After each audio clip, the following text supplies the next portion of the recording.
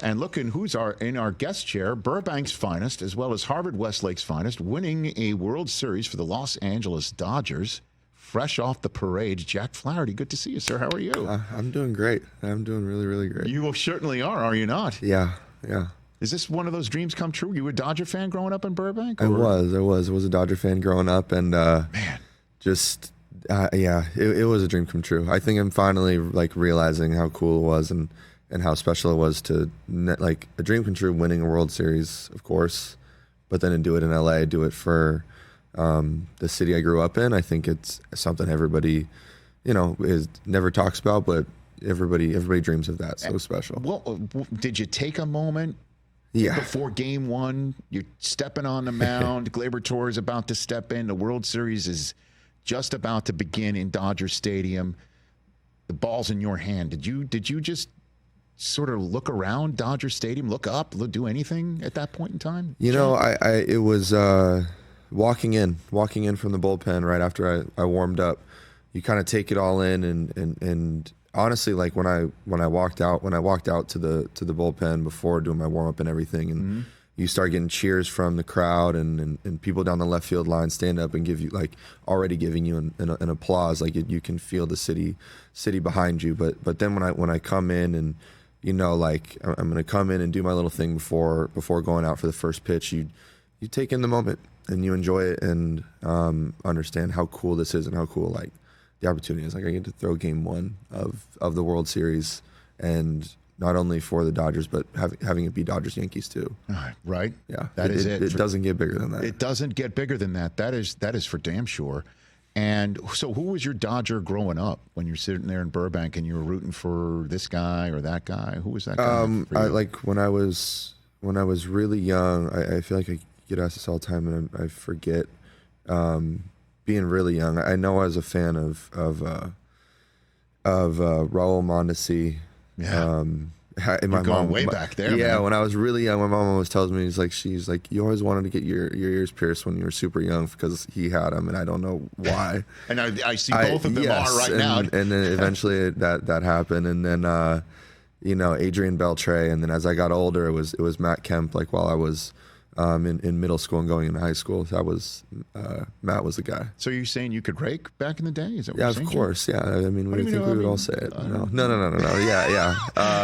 Okay. It was growing up. I was always played shortstop, and then in high school was playing short, center, and third, and then pitched enough, and and when it came time for the draft, they thought I had a better future as a pitcher. So it was at Harvard Westlake where somebody's like, hey, let's focus more on the pitching? Is that what you're saying? The pitching coach there always told me to give up hitting. He was like, you're going to be a pitcher. And I always kind of laughed at him. I was like, it's never going to happen. And he was like, just watch, it's going to happen. He's now the pitching coach with the White Sox. So whenever I see him, he's always like, I told you it was going to happen. And then you start game one of the World Series for the Los Angeles Dodgers, man. Yeah. That is so cool. That's why you do this as a kid. That's why you exactly play the game, man. Yeah. That's awesome. And so how was the parade? What was that? The parade was incredible. Just I don't think we realized how much I know that the Dodgers mean a lot to the city, but then actually being up there on the bus and seeing how deep it went with people when you looked, and then somebody grabs you and tells you look to the other side and be like, is that deep on the other side too? I don't think I really imagined that it was going to be like that crazy or that many people or have it be that deep. So it was, you're just riding a high the whole time. Now, I don't mean to put you in a position, Jack, but did I see a moment when you were in Dodger Stadium on the day of the celebration in the parade where you were in a director's chair being interviewed and getting up wasn't an issue for you, Jack? Yeah. Did I see that? It may have been a little bit of a struggle. I may have gone to try to dap up Oral Hershiser and, kind of just whiffed and fell over a little bit, and he caught me and gave me a big old hug. Okay. So I appreciate Oral for that. Was this an infused moment? I think there's definitely videos of me holding a bottle of tequila on the during the parade. Yeah, it was. You have breakfast? You didn't have a base? I had breakfast. I ate. It was just, it was. I enjoyed the parade. I had a great time at the parade, and that it was caught there, and I keep seeing different videos, and I was like, I really was hoping some people wouldn't see some of them. But, hey man, Tom Brady needed to be handheld essentially, leaving his. And this wasn't his first championship parade rodeo, right, sir. It might have been the first on the water, which we also know adds a degree of difficulty to imbibing. But he had to be chaperoned out of his. I think it's very funny being put in the same conversation as Tom Brady under those circumstances at all. I think it might be the only time that ever happens, but I still got a lot of career left. But that's Yes, you do. Had some of my friends say that, and I was like, I mean, hey. It was a great time. Did you get texts from people saying, "Hey, I saw this"?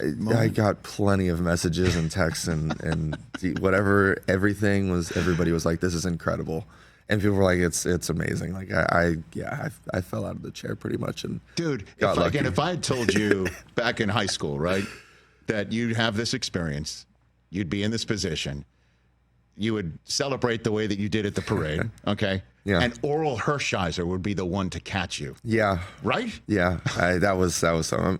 The fact that he got up and he caught me as I was trying to get up and whatnot is it's pretty cool. Now, Jack Flaherty here on the Rich Eisen Show, and it's interesting how what happened in Game 1. That you pitched incredibly well, and it was a tight game, and we all know how it ended. And you're 29, so this kind of predates your, pretty much existence on the planet. But did you put 2 and 2 together? This was like a Kirk Gibson type moment. I think when Freddie Freeman went yard to win Game 1. People brought it up and people mentioned it. In the moment, absolutely not. But after the game, people are talking about it and like that it was one of those things. And then Joe Davis did an unbelievable job with his call and paying homage to Vince Scully. So. I mean, it was one of those things that you put side by side. Like it is. I mean, that home run that Freddie hit was unbelievable. Like we all didn't know what to do. Like obviously, like game was over, but it was so stressful. Everybody just hung out on the field. Normally, like walk off, great, go in, but we all hung out on the field because it was like that was incredible. What do you mean you didn't know what to do? It was like that really just happened. Like we won Game 1 like that. At least that's how it felt for me. Like I was in a, oh my goodness state. It was just like, it happened so fast. Like it was, Nestor came in, threw one pitch to Show, and Verdugo goes over the side, and then they walk Mookie, and next Freddie's hitting a walk-off grand slam, and we're win Game 1 after it was a back and forth kind of game, and we stayed on the field. Everybody was just overjoyed, and for me, being from here and just like seeing everything, I was like, this is incredible. Well, as I revealed to you before this interview, I'm a Yankee fan. Yeah. So while you didn't know what to do, neither did I. I was in the stadium with my 13-year-old, who's potentially trying to follow in your footsteps, Jack, from here in Southern California, and we went out like in a zombie-like state to our car. Yeah. And so he's also a Yankee fan. He is that. I got that one going for me. Susie over there got the Patriots and the Celtics. Okay. So it's okay. She's from New England, so But our daughter's middle name is Mattingly. Yeah. Okay. So that's what I'm saying. Like, yeah, that's what I'm dealing with over here. You've got a lot to deal with over there. Yeah. That's what I'm dealing But with over here. you got the championship with the Celtics this year, and I got that. I got years of rings. of course. Like, thanks to Mookie I too, can't by even the put way, the them king on. of rings. Oh, Yeah. please. No kidding. Yeah. He's unbelievable. He's incredible. Right? I mean, He's like, unbelievable. truly one of the greatest athletes anybody's ever going to come across. Oh in my Mookie, goodness! right? In everything, he's the only active player in baseball with 3 rings, and then you just add what he can do bowling wise. Have you bowled with him? You've I seen have. it? I have not. We went to his house after the parade. We went to his house, and he's got a whole setup there where he says like he bowls every day, pretty much. So okay, walk me through this. Parade's over. Mm-hmm. Party at Mookie's house? Is that what you're saying? Parade's over. I took a nap.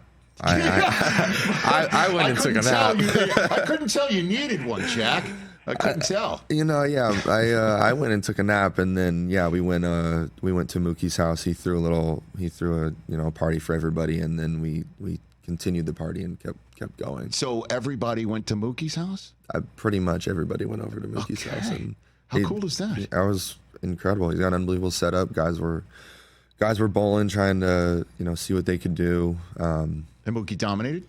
I didn't see Mookie bowl that whole time, but he was just he was playing host a little bit, so he was bouncing around, running around.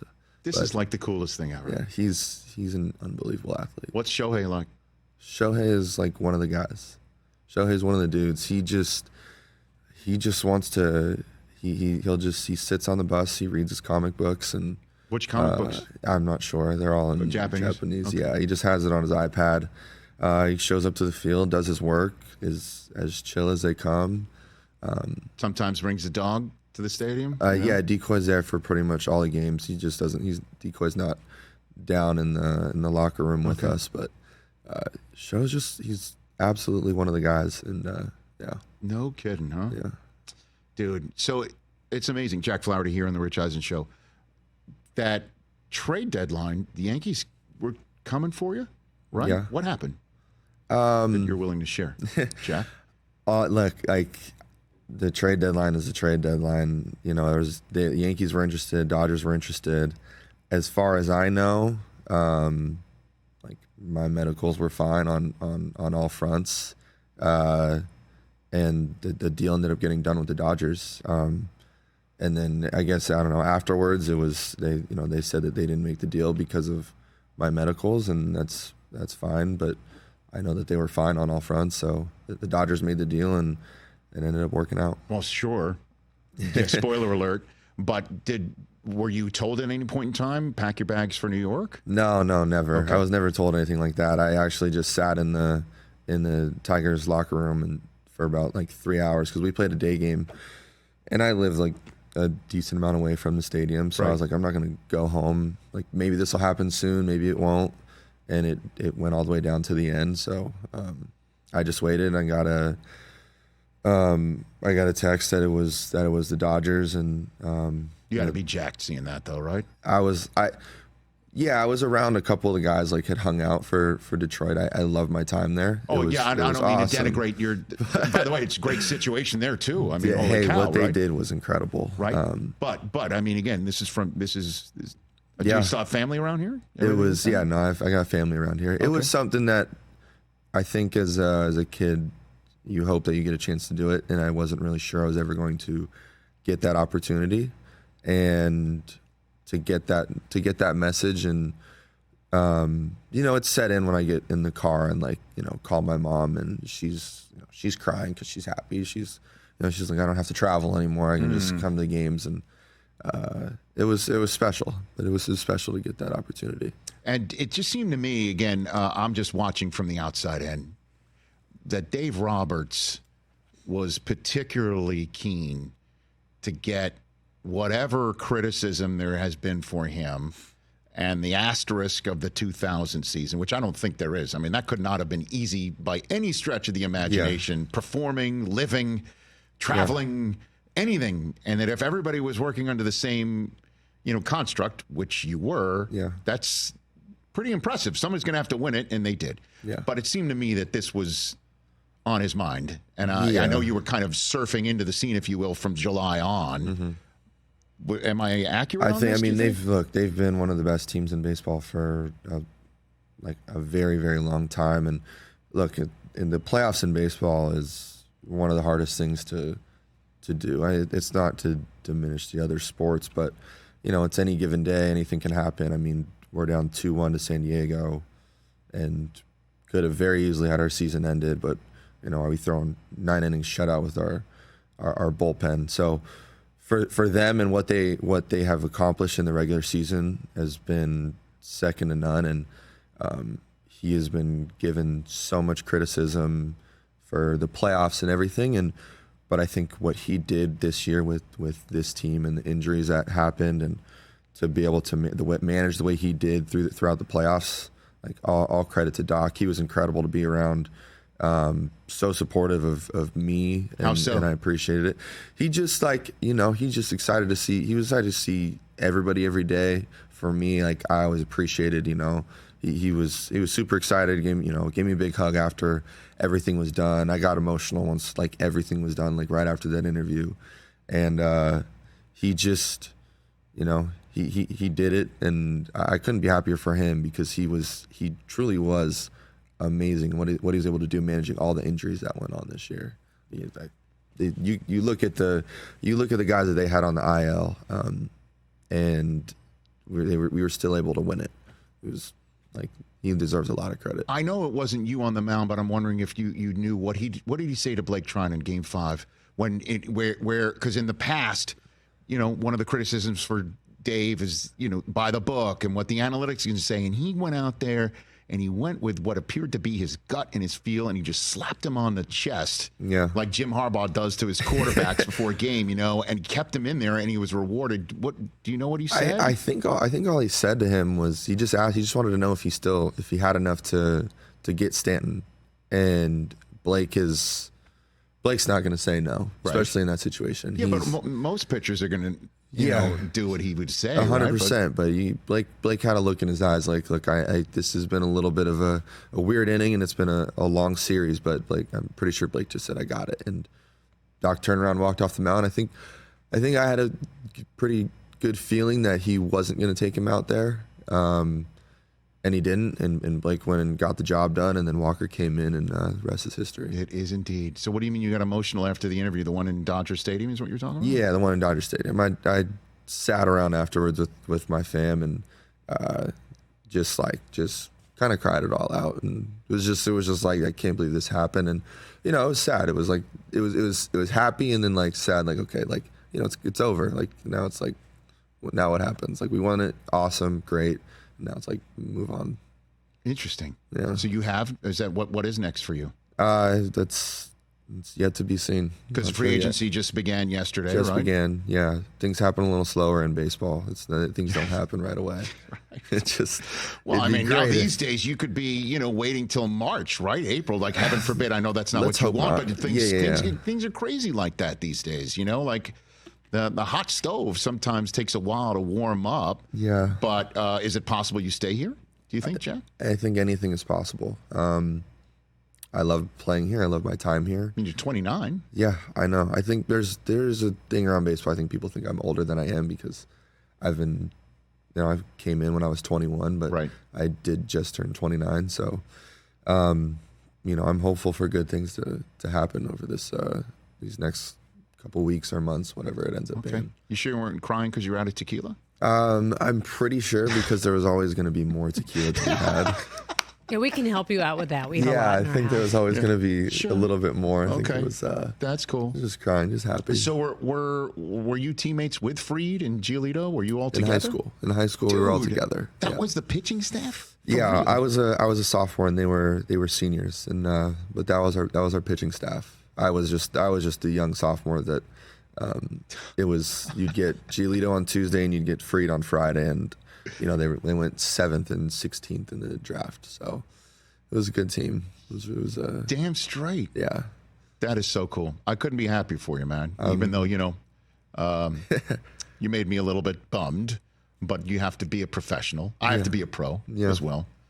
But congratulations to you, man. I appreciate it. That is so cool. It's like dream come true type stuff. It is. It really is. I mean, because were you in a backyard in Burbank calling your action at some point? Like you're dreaming of, okay, here comes Jack Flaherty to the plate or to the mound. Like that's the sort of stuff. Yeah, probably backyard of my mom's house or wiffle ball on the street with my friends, and it was always with the Dodgers. So yeah, to do with them is definitely like it's a dream come true. Winning the World Series in and of itself is a dream come true, but it's a little bit sweeter doing it at home. Yeah, doing it here for the Dodgers. Well, I mean, if you want to stop by on the way home, we have a lot of wiffle balls. Yeah, We've got a great field. Yeah. I mean, yeah. Yeah, I mean, I'm just saying. I'm all for it. We have top shelf tequila. Don't make it seem like we have lime trees for days. I can't. I got a lefty. We got a lefty. Yeah. By the way, don't make it sound like it's like the Field of Dreams in our backyard. Like it sounds like it is. No, it's. We have a neighbor who lives down the street who collects all the balls and brings them back. That's a good neighbor. Yeah. Yes, because our son just parks them. Yeah, But we do hear him like in a high pitched voice in the backyard, like calling his action. It's exactly the way it goes. Yeah. Right? You're just back there and you're calling your shot and you're thinking it to yourself. Dude, congratulations. By the way, a lot of people thought, before I let you go, a lot of people thought the series was over when Freddie Freeman hit the home run in Game 1. Mm-hmm. Personally, I thought it was over when Cube came out of center field before Game 2. When that happened, I did turn to our son. I'm like, this isn't going to work out for us today. How cool was that? That was unbelievable. And I think we had heard reports that it was going to happen. So but we didn't know? I didn't know. Okay. I don't know if anybody else knew, but I know the guys were in the dugout and everybody was kind of like, oh, this is sick. Like, this is unbelievable. Did you see your manager rapping along with him? Did you see that? Yeah. Because he was. Yeah. He knew every word. Yeah. And then I saw him at the parade too, and his dance moves with Cube are interesting. Man, you're living in a glass house, man. Based on, if you're talking about parade. Oh, I guess parade equilibrium. I love it, man. You're having the time of your life. Congratulations on that, and good luck. Please come back anytime. Keep us posted here on the program. Appreciate it. That's Jack Flaherty right here of your world champion Los Angeles Dodgers. Catch the Rich Eisen Show every single day on the Roku Channel, 12 to 3 Eastern, for free.